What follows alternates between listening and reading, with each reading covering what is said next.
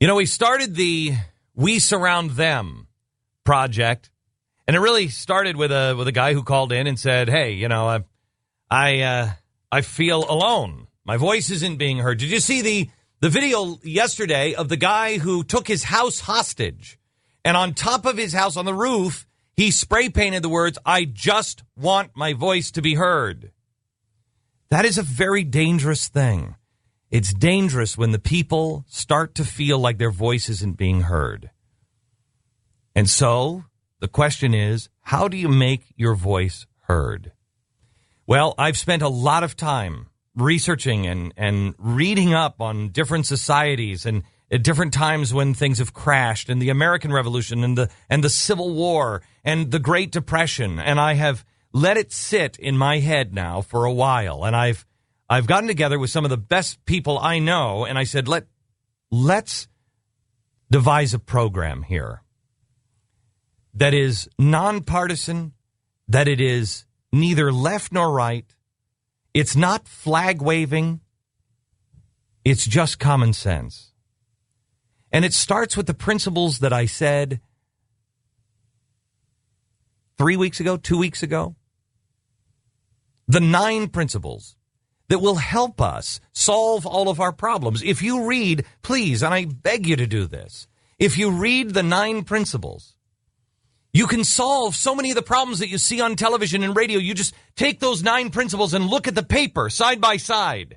You can say, okay, well, this isn't right because they're going after, you know, our troops or whatever, assuming that they're just slaughtering people.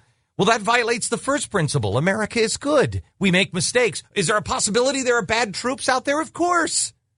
Of course. Are there bad Americans? Yes. Have there been bad American policies? Yes. But fundamentally, America is good. The second principle is, I believe in God, and He's the center of my life. If you just believe in that one, that answers so many questions.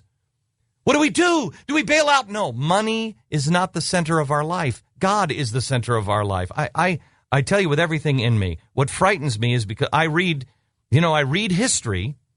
I also happen to read scriptures. And every time the story is the same thing. Whether it's in a history book or the Bible, the story is the same thing. People are hungry. They're slaves. All of a sudden, they're unleashed. They love each other. They live by the law of God. They become prosperous. Then they start to become greedy. They start to become unworthy of that, and they destroy themselves.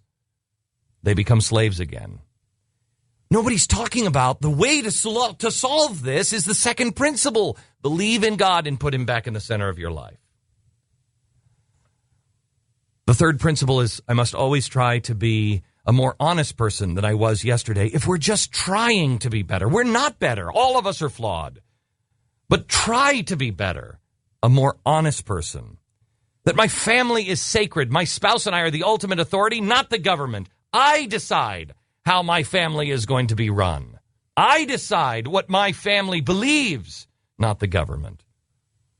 That if you break the law, you pay the penalty. Justice is blind. No one is above it. Not me, not you, not the president, not Geithner, nobody. That I have a right to life, liberty, and the pursuit of happiness, but there is no guarantee of equal results. I'm sorry that you're working at McDonald's. Well, no, actually, I'm not. McDonald's is not a bad job. You can excel at McDonald's. And you know what? Some people can't excel. Some people are destined to be at the level that they're at. And there's nothing wrong with that. Life is not about somebody else. It's about you. Be the best that you can be. That's all that matters. Be the best that you can be. The seventh principle is I work hard for what I have, and I'll share it. But I'll share it with who I want to share it with, when I want to share it. The government can't force me to be charitable. I've never felt charitable on April 15th. 8, it's not un-American for me to disagree with authority or to share my personal opinion. It's not un-American. That goes for all the people in Hollywood that disagreed with George Bush. You weren't un-American. You were un-American thinking that people had to accept you and like you and buy your product. That's just stupid. Because there is freedom of choice, and it's a free market. And the ninth one is the government works for me. I don't answer to them. They answer to me. This one is fundamental. Right now you're seeing states and people raising property taxes in their local towns, raising property tax. If they understood that the government works for me, they'd understand that I'm the boss. And I don't know about you, but I mean, most of these people in government, they've never held a job, so they don't know. So let me explain it to them. You don't go into the boss's office when the business is going down the crapper. You don't sit in his and say, you know what? This economy stinks. You need to pay me more money, and I demand it right now. You know what the boss says? Get the hell out of... No, you know what? Don't just get out of my office. Get out. You're fired. That's what a boss does. We're the boss of them. They're coming to us now in this economy and demanding a pay raise. They're demanding higher taxes. You don't do that. Well, you do if you don't understand the ninth principle, and that is the government works for the people. We don't answer to them, they answer to us. That was the first set. Those 9 principles. But there's more, because the secret is really truly in we the people. Nobody is really talking about solutions. They're talking about Band-Aids. Let me just share with you just an analogy here with the Titanic. The Titanic is going down. Who cares about the ship? It's the people on board, because the people can go and build another ship, and it can be better and stronger and take the things that we learned from this ship, which we did, and build another better one. It's the people on board, not the ship. And the captain is woken up from a dead sleep and they say, Captain, we hit an iceberg.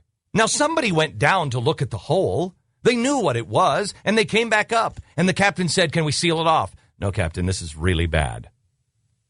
So what should the captain do? The captain immediately should say, head for the lifeboats. The second thing he should do is basically what he has done. Would you guys just play some music here so people don't freak out? But he shouldn't say that until he said, can we patch the hole? No, Captain, we can't. Is there anything we can do to slow the sinking down? Well, we could try this and this and this. Good, try it. Slow it down. But, Captain, you know it's going to sink anyway. Yes, I do. Slow it down. Why would the captain want to do that? Because he wants more people in the lifeboat, because he knows it's not the ship, it's the people. Slow the sinking down. I contend, and I have this from good authority, that is exactly what the idea was back in November. The ship is sinking. Slow it down. Get more people into the lifeboats.